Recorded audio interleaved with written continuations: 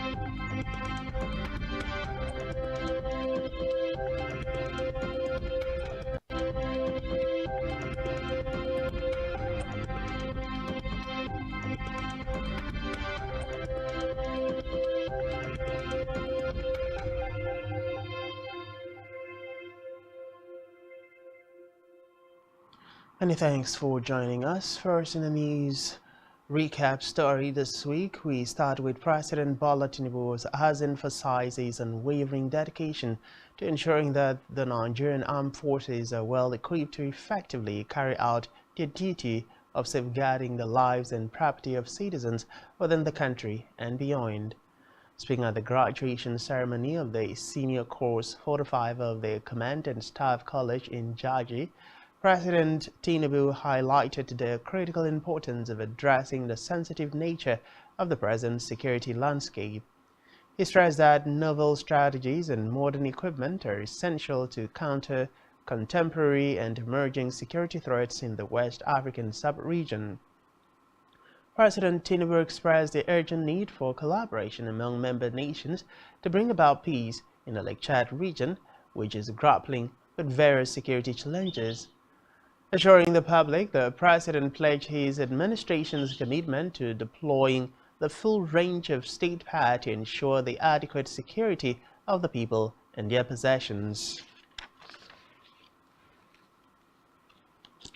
Meanwhile, President Bola Tinubu has approved the establishment of the Infrastructure Support Fund (ISF) for the 36 states of the Federation as part of measures to cushion the effect of the petrol subsidy removal on Nigerians.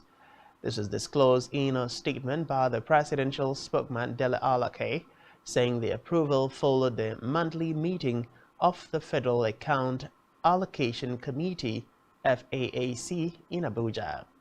The new infrastructure fund will enable the states to intervene and invest in the critical areas of transportation, including farm-to-market road improvements, agriculture, encompassing livestock and ranching solutions, health, with a focus on basic healthcare, education, especially basic education, power and water resources that will improve economic competitiveness, create jobs, and deliver economic prosperity for Nigerians.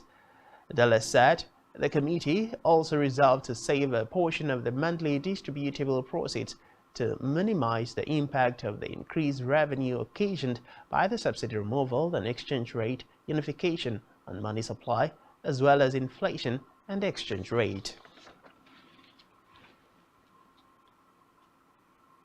Away from that, the federal government, through the Federal Competition and Consumer Protection Commission, has said it will release a list of illegal, unregistered digital loan apps operating in Nigeria. It also said it would delete 2 legal registered loan apps from Google Play Store for harassing Nigerians. In a statement signed by the Executive Vice Chairman, Chief Executive Officer Babatunde Rukera, the FCCPC said the Commission has also placed digital money lenders that have refused or failed to register under the guidelines on its watch list for strict surveillance and necessary action.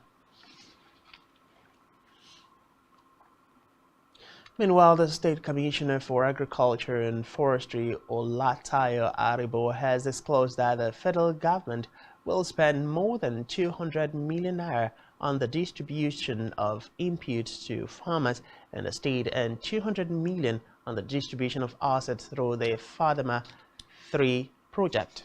This is said was in line with the government's commitment to improving the farmers' productivity by giving them free implements to work with through the Nigeria COVID-19 Action Recovery and Economic Stimulus Program. Arabo disclosed these at the distribution of barbecue equipment to 50 jobless persons in the state who have been trained in the art of barbecue production.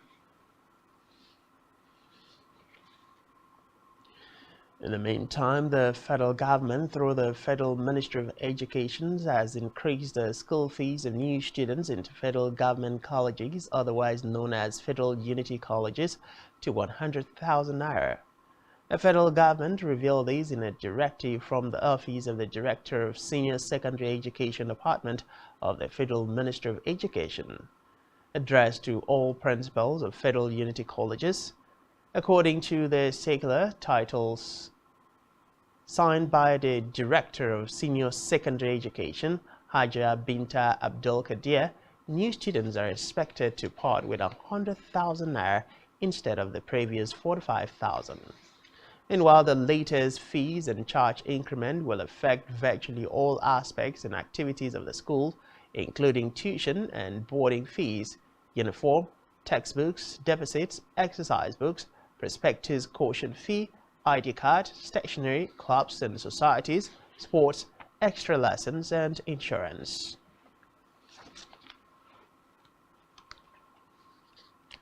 Meanwhile, the ECOWAS Youth Council, EYC, has urged the new chairman of the Economic Community of West African States, Bola Tinubu, to make youth inclusion and development part of the sub-regional body's agenda during his tenure. The EYC, while hailing Tinubu for declaring a commitment to ending coups, maintaining peace and security in West Africa, especially in Francophone countries, as priority issues of the ECOWAS, said these steps, if pursued effectively, would ensure stability, peace and unity in members' countries. The president of EYC, Dr. Oluwaseun Williams, spoke in Abeokuta during the investiture of Dr. Babatunde Adeyemo as ECOWAS Youth Ambassador, noted that the place of youths in society, nation building and peace in the West African sub-region, expressed the readiness of the Youth Council to engage Tinubu on how to ensure youth inclusion in the governance of ECOWAS.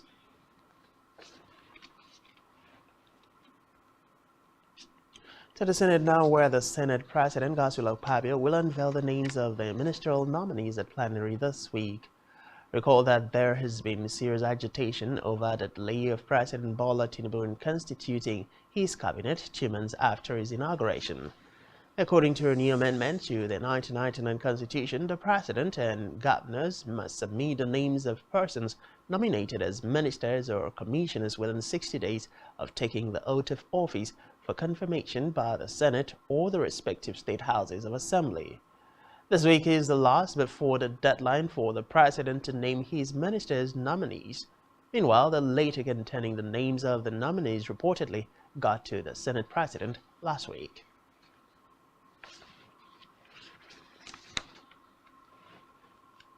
From the Red Chambers, now where Nigerian Senate has called on the Transmission Company of Nigeria (TCN) and the Nigerian Electricity Regulatory Commission (NERC) to immediately suspend the World Bank-funded NMMP Phase 2 in order to undertake a comprehensive review of the procurement criteria to prioritize local manufacturing and assembling. The Senate also mandated TCN and NERC to look towards the Central Bank of Nigeria (CBN) intervention funds or engage the African Export-Import Bank (Afrixim).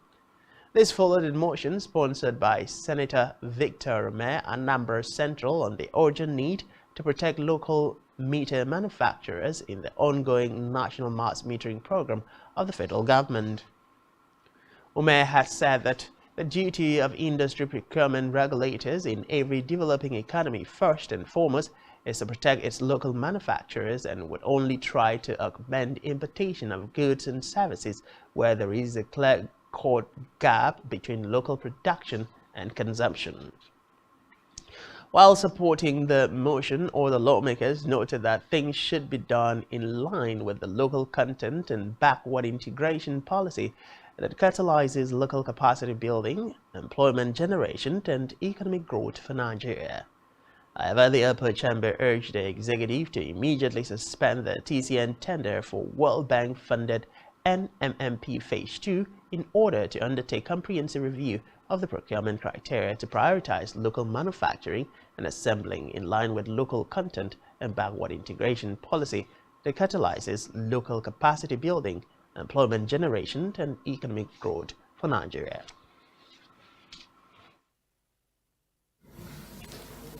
Urgent need to protect local meter manufacturers in the ongoing national mass metering program of the federal government. Concerned that if the federal government and other stakeholders do not make urgent intervention, and indeed this Senate, the ongoing World Bank funded national mass metering program Phase 2 would ultimately encourage foreign company participation, loss of jobs and funds to the detriment of local manufacturers and causing economic retrogression. Until when we empower our own local ones, we have for a very long time have manufacturers of meter in Nigeria. There was one in Zaria which I know very well. Today they are not functioning. They used to employ over 1,000 people working. They work 24 hours round the clock. Today, they are no more. And we are encouraging where we take loan from World Bank. When the money comes, we take it to China and they empower them. So I think there is no better time that this motion will work than now, when the power sector is working on how to see that every household has a meter. Truth is that time has come for us to start growing our local manufacturers, our local contractors. All across, we take loans from China, we take from the World Bank, we take from everywhere, and then they insist that we must use their contractors and their manufacturers. That does not help us to grow. To immediately suspend the Transmission Company of Nigeria, TCN, Center for World Bank funded NMMP Phase 2 in order to undertake comprehensive review of the procurement criteria to prioritize local manufacturing and assembling in line with local content and backward integration policy that catalyzes local capacity building, employment generation, and economic growth for Nigeria. And for this prayer one, those who are in support of prayer one say aye. Aye. Those against say nay. The ayes have it. Away from that, the chairman of the Revenue Mobilization Allocation and Fiscal Commission, Mohammed Shehu, has said the commission will do what is best for the country when reviewing the pay for politicians, judges, and public officers. According to the commission's report, a federal commissioner in the commission, Rakia Tako Ayuba, made the salary increment remark when she represented RMAFC chairman Mohammed Shehu at the presentation of the reports of the reviewed remuneration package to Kebbi State Governor Nasir Idris in Benin Kebbi. Speaking further, the RMAFC boss noted that the decision to increase or decrease pay would be based on certain economic indicators.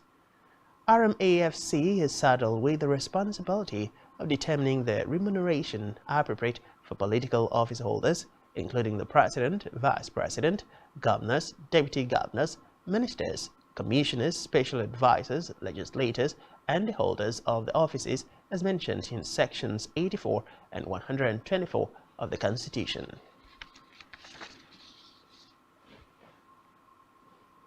In another development, the Nigeria Labour Congress (NLC) has accused the courts in the country of being responsible for the present sufferings, hardships, and underdevelopment the country are passing through.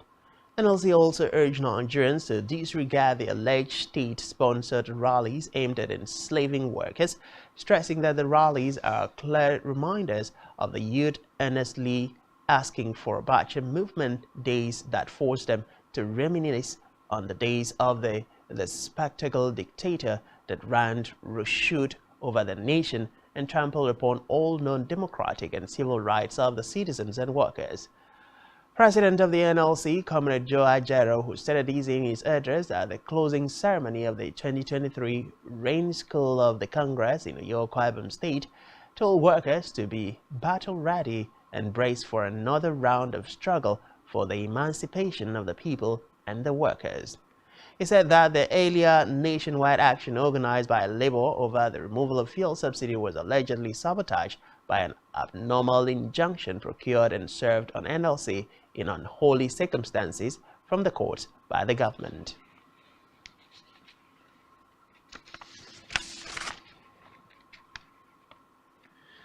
In a related development, the Trade Union Congress (TUC) has appealed to the federal government to urgently provide genuine palliatives, stating that Nigerian workers are facing the worst moment in their lives and now go to work on an empty stomach. Kogi State Chairman of TUC, Sule Ahmed Tijani, made the appeal during an interview with newsmen.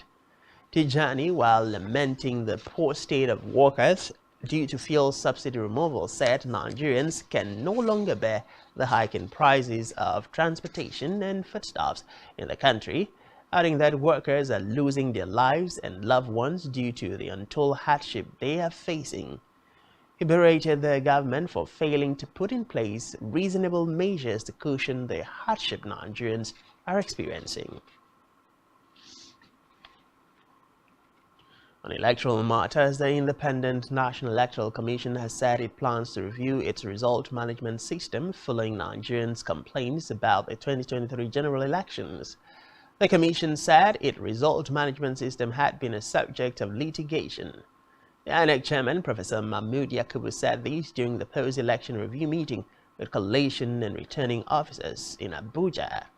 He stated that the Commission would assess its strengths and weaknesses so that the result management system could be improved.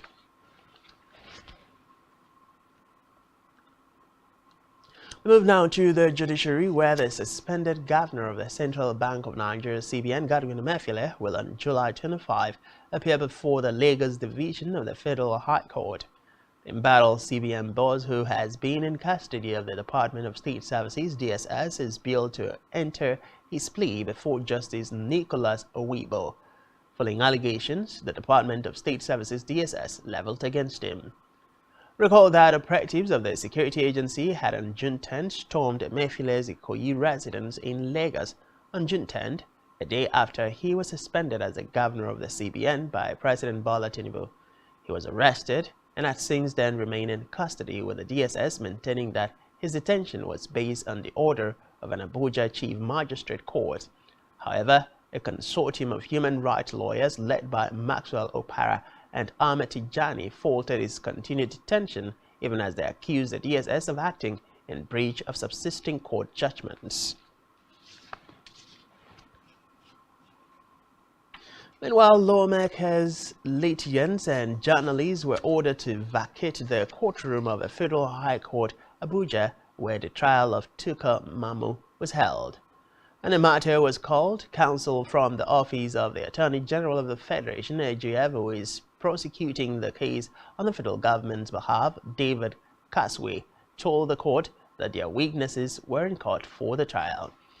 Kaswe then urged Justice Inyako to enforce the order earlier granted for all parties not party to the suit to vacate the court. Justice Ekwa, who granted the prayer, ordered everyone to vacate the court except parties in the suit. The development was, however, contrary to the application by the prosecution that accredited journalists at the Federal High Court should be allowed to observe proceedings in the trial. Recall that Justice Ekwa had on Wednesday granted an application by the federal government to protect witnesses lined up in the prosecution of Mamu, who is being tried over his alleged relationship with terrorists that were involved in last year's attack on a Kaduna-bound train. The judge granted the application following an 8-party motion moved by Kaswi to the effect.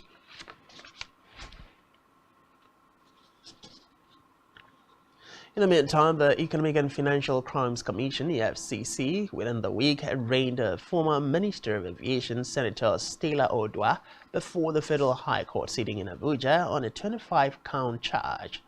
Odua, who served as Aviation Minister from 2011 to 2014, is facing trial over an allegation that she laundered public funds to the tune of about 7.9 billion naira in connivance with 8 others.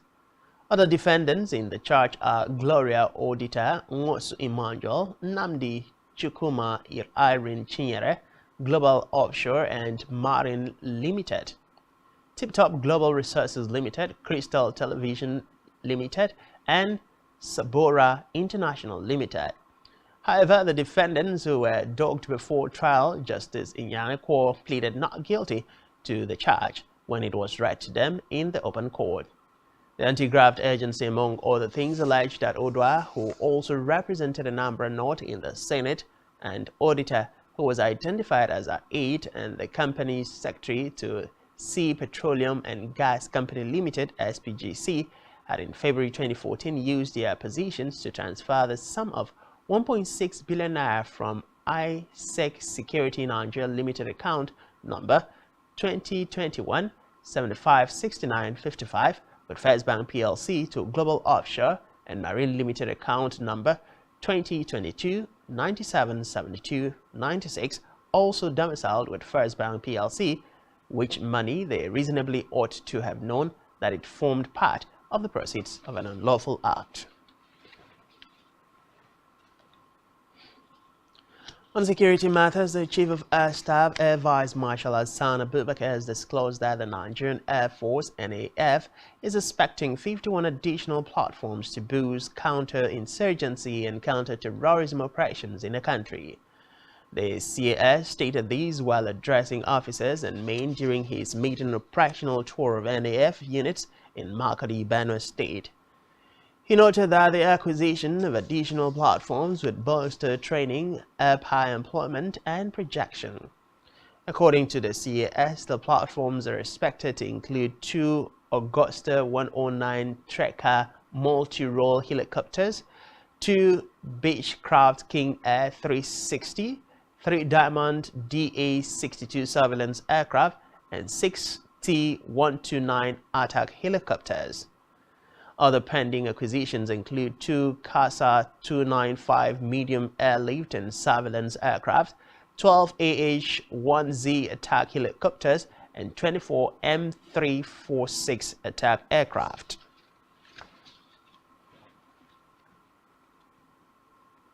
Back here, following the presentation of the list of commissioners and special advisor nominees to the Akwa Ibom State House of Assembly for screening and confirmation, Akwa Ibom State Governor Pastor Umoina says the list consists of those tested and trusted to deliver on the mandate given to him by the Akwa Ibom people. Governor Eno gave the explanation at the Victor Ota International Airport, Uyo, shortly after his arrival from an official engagement outside the state. Allaying worries on his choice of lieutenants, the governor explained that while he would have to test the new hands before bringing them on board, it would not be fair to abandon those who supported and worked for his emergence. According to him, it was expedient that those who worked hard to interpret the vision of the immediate past administration should be given a chance to equally contribute to the success of the present administration. While stating that the nominees are in a better position to interpret and carry out the RISE agenda of his administration, Government House correspondent Jen Hua reports that the governor further urged the people to judge his decisions by the results and allow him choose those he knows will work to deliver his promises to Akwa Ibom people.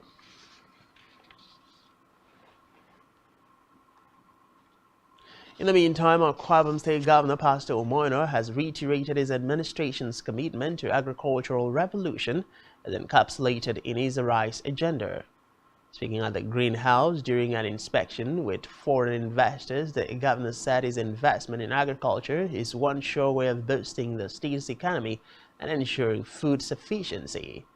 He therefore expressed confidence in the expertise of the Turkish investors headed by the chairman of DTH Groups, Mehmet Diretçi.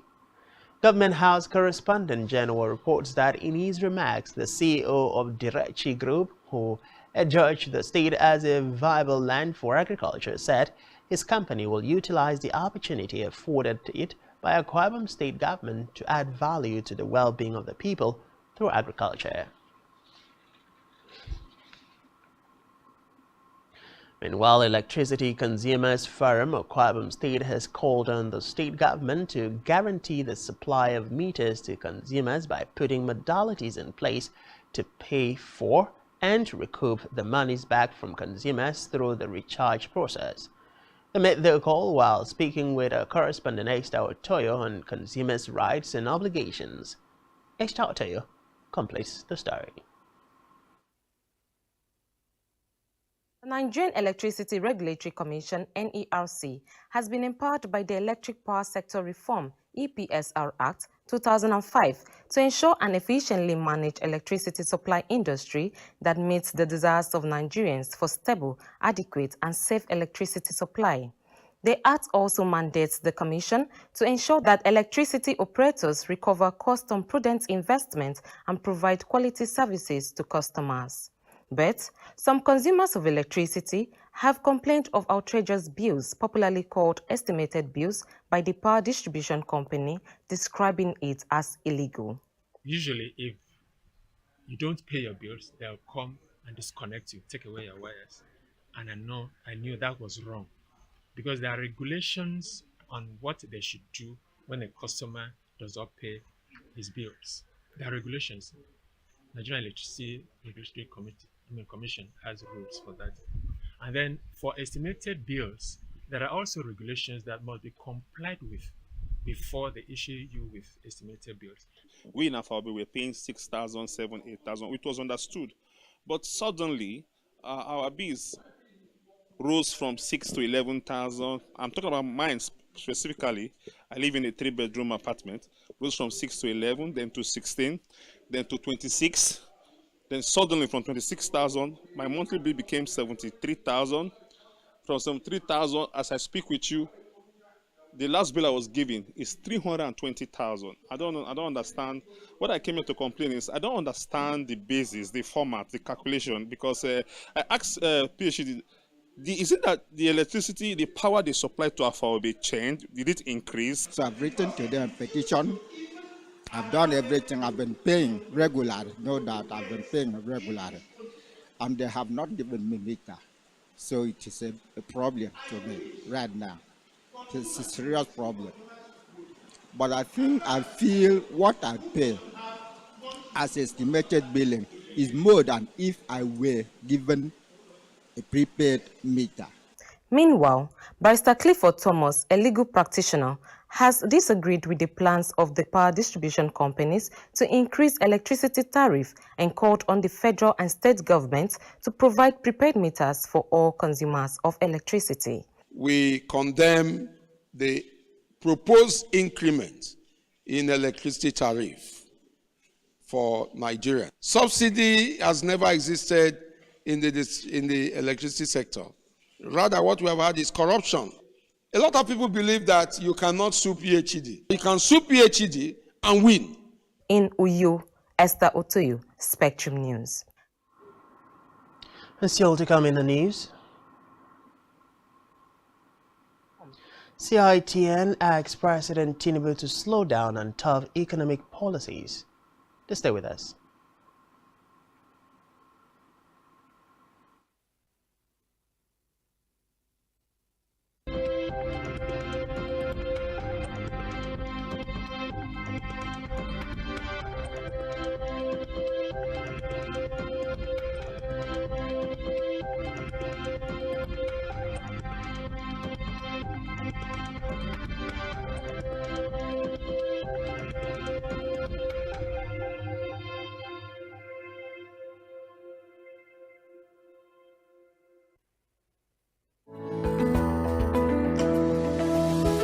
Business exists only to meet the needs of the people, but there's an extra advantage if your product and services are pitched on a platform that gives you the added advantage over your competitors. For your desired return on investment and so much more, advertise on Spectrum Television, on StarTime's DTH Channel 421, and on free-to-air with a frequency of 12733. Spectrum Television, broadening your horizon.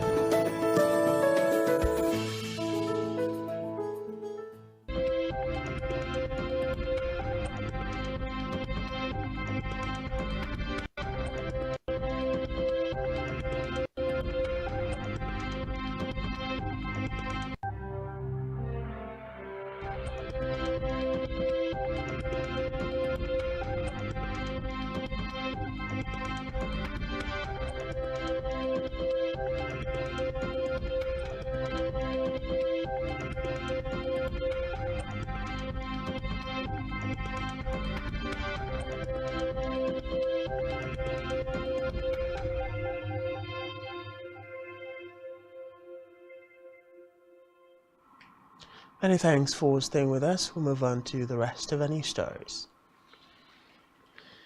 From Africa, Guinness World Record (GWR) is urging Africans to emulate Nigerians in their pursuit of breaking records. GWR's editor-in-chief, Greg Glandy, told newsmen that his organization has received 1,572 applications from Nigerians for record attempt since Chef Hilda hit the headlines. Speaking further, Glandy said he loves to see people passionate about record breaking and he expects more Africans to set records.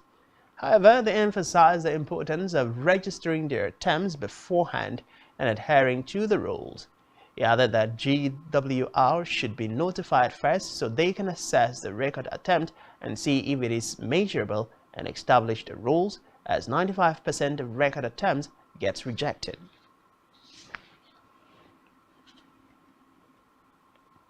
While thousands of new Somali refugees are struggling as food insecurity worsens in Kenya's Dadaab refugee camp. Recall that Somalia suffers its worst drought in years, and about 135,000 Somali refugees had fled to Kenya's Dadaab refugee camp, one of the world's largest refugee camps located 90 kilometers from the Somali border. Speaking with newsmen, the World Food Programme's head of programs at Dadaab, Colin Boletti, said families that used to prepare probably 3 meals a day have now reduced to prepare either 2 meals or a meal a day.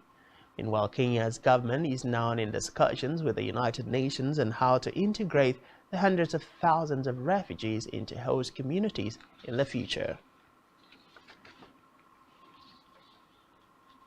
Meanwhile, the Darfur governor and former rebel leader Mini Ako Minwani renewed his call for civilians in the region to take out arms to defend themselves, saying the current situation necessitated that. He said his administration was leading efforts to stop the fighting between the Rapid Support Forces (RSF) and the army, particularly in Darfur. Reports say Minawi has made silverware remarks in the past, raising fears that Darfur, which is divided into 5 states, could descend into an all-out civil war amid growing ethnic tensions. In the meantime, teachers in Guinea-Bissau are fighting back against a government order this week to suspend their salaries. It is unclear when the suspension will take effect, but once in place, some 8,000 teachers may be affected. The authorities have said the decision would enable an audit of those employed by the Education Ministry and weed out so-called ghost workers, people who are getting paid but do not actually exist. The president of Teaching Union Common Front, Seni Njapsi, told newsmen that the union will activate every legal mechanism to deal with the illegal measure.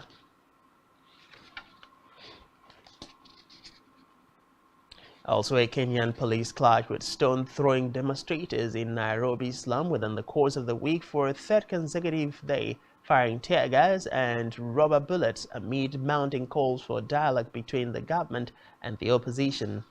Veteran opposition leader Raila Odinga called for 3 days of demonstration this week, but appetite for the protest had largely waned by Thursday in most of the country, with schools and shops reopening. In Nairobi's Kibera slum, an opposition stronghold, running battle erupted between police and protesters carrying rocks and crude weapons, while some demonstrators also set fire to tires and used them as barricades. Reports say protesters threw rocks in the direction of police on the third day of confrontations between authorities and supporters of the Kenyan opposition during anti-government protests in Kibera, Nairobi.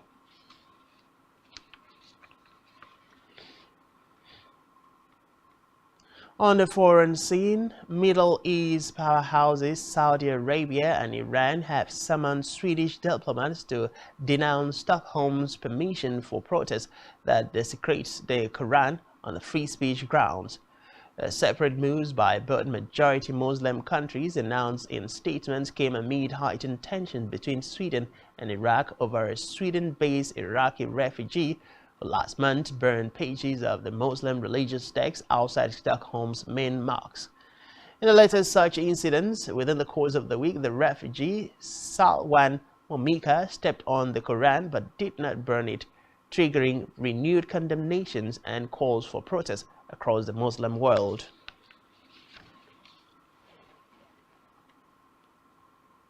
Meanwhile, Ukrainian leader Volodymyr Zelensky, within the course of the week, dismissed the country's ambassador to the United Kingdom, Vadim Prystaiko, after he criticized the president's response to a row of British military aid.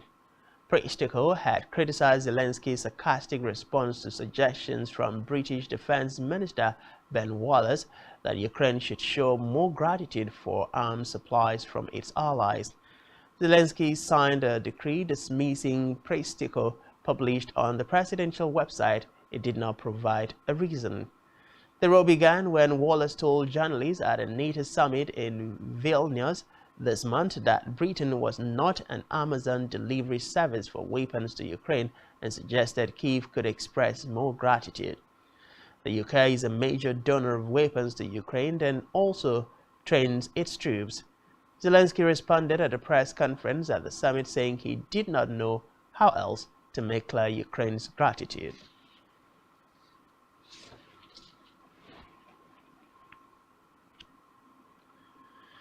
Meanwhile, the U.S. is sending additional warships and thousands of Marines to the Middle East to increase security in the wake of Iranian attempts to seize commercial ships there. According to U.S. officials, Defense Secretary Lloyd Austin approved the deployment of the USS Bataan Amphibious Readiness Group and the 26th Marine Expeditional Unit to the Gulf region. The Readiness Group consists of 3 ships, including the Bataan, an amphibious assault ship, an exceptional unit usually consists of about 2,500 Marines.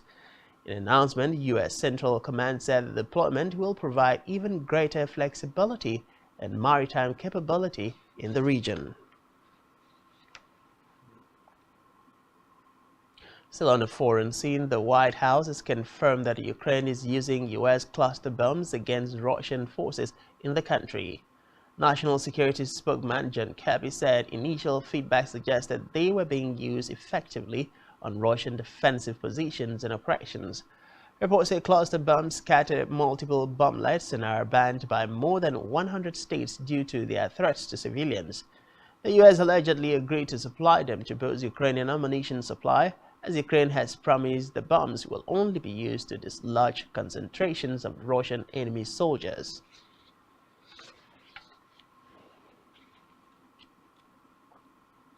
We move back to business news, where the Chartered Institute of Taxation of Nigeria on Friday advised President Bola Tinubu to slow down on the implementation of drastic economic policies to avoid dislocating Nigeria's economy.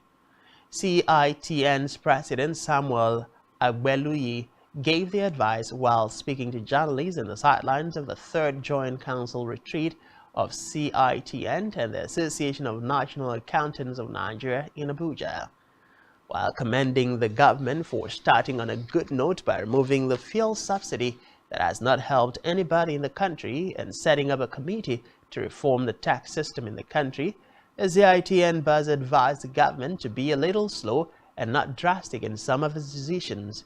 Speaking on the need for palliative, Agbalui said there should be adequate coordination in this regard, but opposed the distribution of cash to people.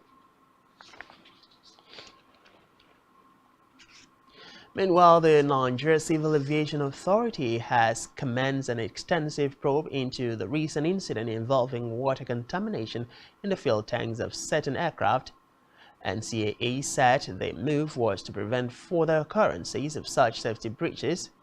Speaking at a meeting with domestic and international operators, aviation fuel suppliers, and the Nigerian Midstream and Downstream Petroleum Regulatory Authority in Abuja on Thursday, the Director General of NCAA, Captain Musa Nuhu, stated that the agency was intensifying its investigation to determine the root cause of the issue. According to Nuhu, the issue of fuel contamination was beyond the purview of the aviation ecosystem, hence engagement with the regulator of the downstream sector. He added that the collaboration has become imperative because of the notice gaps due to the lack of deliberate collaboration between NCAA, NMDPRA, and FAAN on fuel quality monitoring. The NCAA boss stressed that the agency, FAAN, NMDPRA, NSIB, airliners, pilots, fuel depots, operators, aircraft maintenance officers, and other stakeholders will be part of a committee that will be set up to ensure the aviation fuel quality is constant.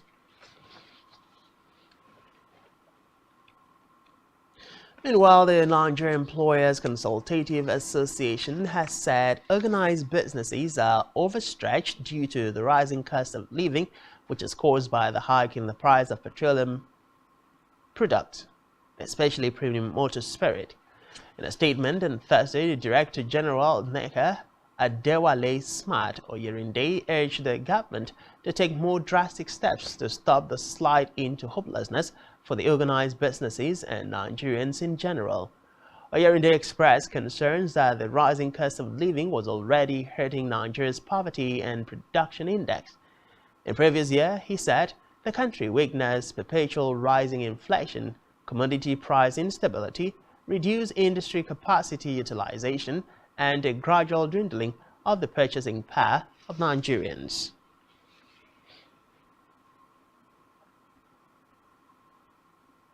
In another development, the International Monetary Fund has said that a strong policy framework that ensures macroeconomic stability and promotes a favorable business environment is crucial to the success of intra-African trade. This is contained in an IMF report on trade integration in Africa, unleashing the continent's potential in a changing world. According to the report, empirical analysis finds that a reform agenda aimed at implementing AfCFTA plans to lower both tariffs and non-tariff measures, when combined with substantial improvement in the trade environment, has the potential to boost Africa's inter-regional and overall merchandise trade substantially. The report noted that a strengthening of the overall trade environment would boost services trade as well, which would be further enhanced by services trade liberalization.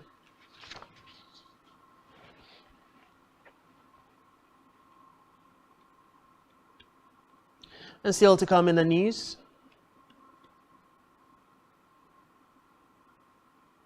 Super Falcons coach Waldron braces for Australian challenge. To stay with us.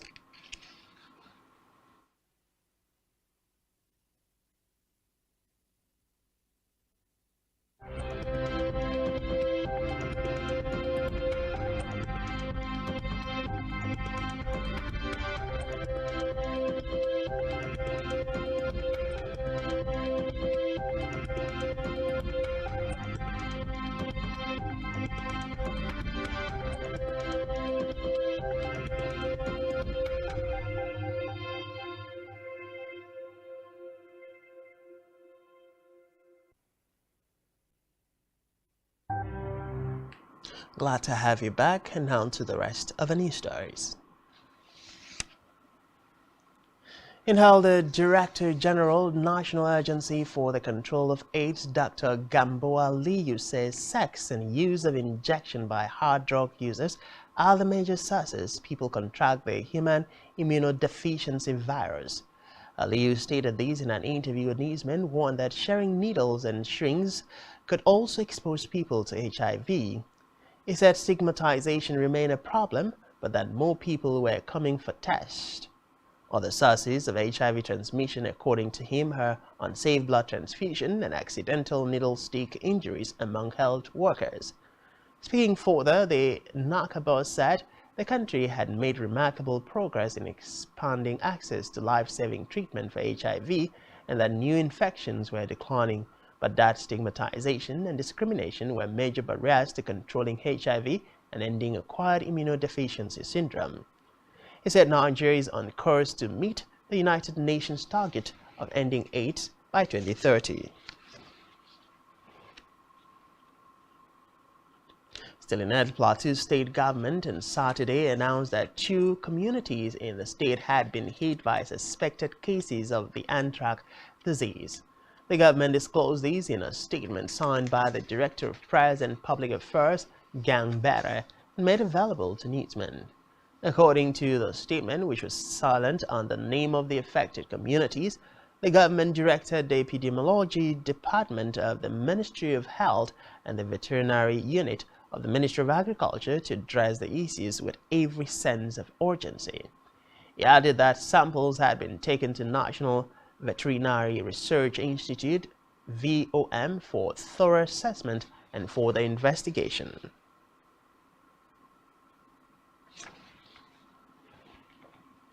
Meanwhile, pharmacies and patients have lamented the increase in prices of drugs, saying the increase was up to 100% as a result of inflation, erratic foreign exchange rate, and the increase in the prices of petrol. The founder and chief executive officer, Hubframe Africa, Sehsan Karim, said the purchasing power of people has drifted because of so many factors, and unfortunately the cost of drugs has increased significantly. Some drugs has increased by about 100%, making both the rich and the poor to complain. In sports, Italian giant AC Milan are expected to announce the signing of Super Eagles winger Samuel Chukwueze next week after reaching an agreement with La Liga side Villarreal. The 24-year-old is expected to sign a 4-year deal with the Italians, valid until the end of the 2026-2027 season. Chukwueze had already agreed personal terms with the Rossoneri. According to newsmen, the Rossoneri have agreed to pay a total package of £28 million for Chukwueze, made up of $20 million upfront and $8 million in bonuses. To confirm the validity of the report, the Nigerian international was dropped by the Yellow Submarine for their friendly against German side handover on Saturday, despite no reports of injuries. According to reports, the 24-year-old is expected to undergo his medicals as early as Monday next week. AC Milan manager Stefano Pioli has revealed to the Nigerian about the project he is building in Milan, especially with young talents such as Rafael Leo and the recent acquisition of Noah Okafor. Chukwueze is said to be the Pioli's top target for the right-wing position.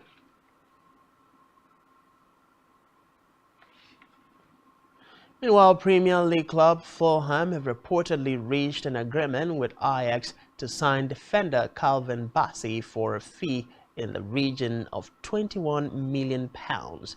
This is after the Cartagers had seen a £15 million offer for Bassey rejected by the Dutch club. But the clubs have now settled on an increased sum plus a sell on the fee.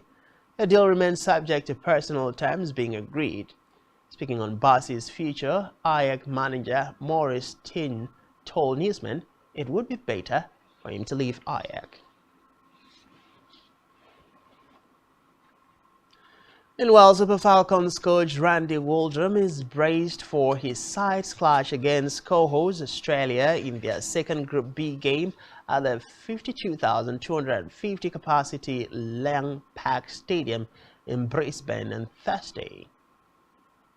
This comes after Waldrum's team picked a point on his World Cup debut at the tournament last Friday, while the Matildas recorded a nearly 1-0 win over Ireland a day earlier. The 9-time African champions forced Canada to a goalless draw at the Melbourne Rectangular Stadium with stand-in captain Chiamaka Nnadozie, the Heron making several saves, including stopping Christine Sinclair's penalty. Speaking on newsmen ahead of their clash against the Aussies, Waldrum said playing against the co-hosts and their fans was a challenge he was looking up to.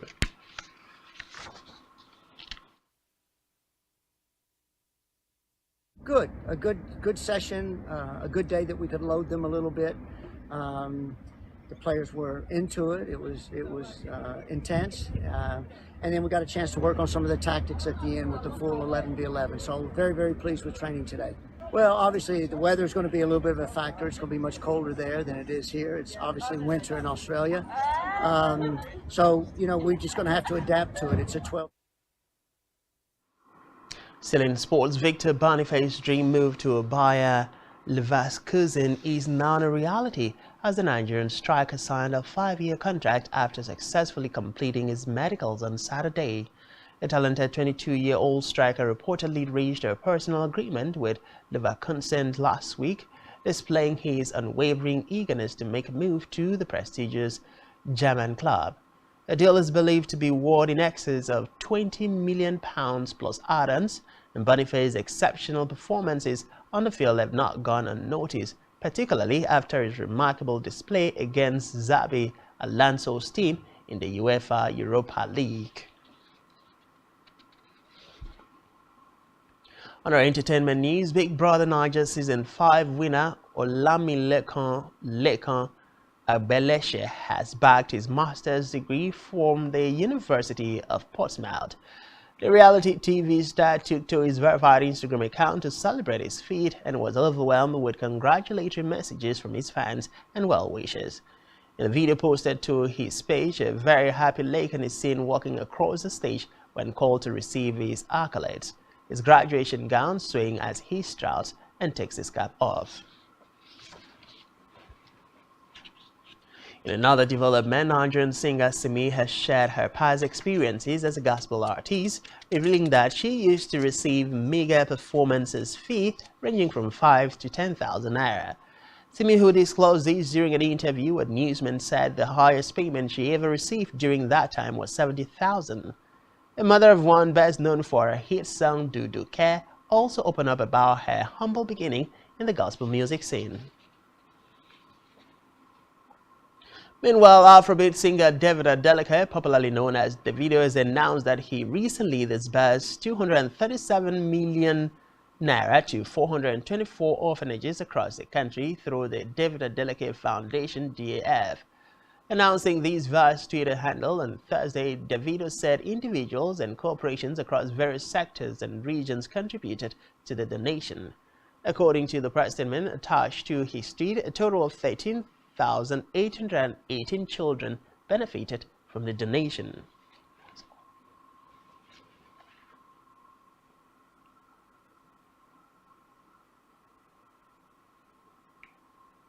And that's all we have for you at this time. Do ensure to follow us on social media and subscribe to our YouTube channel, all of which you can find on our website, spectrumtv.ng. You've been watching Spectrum TV News, a recap of major stories within the week. I am Francis Oyima, Edit. Many thanks for being there and to enjoy the rest of your weekend.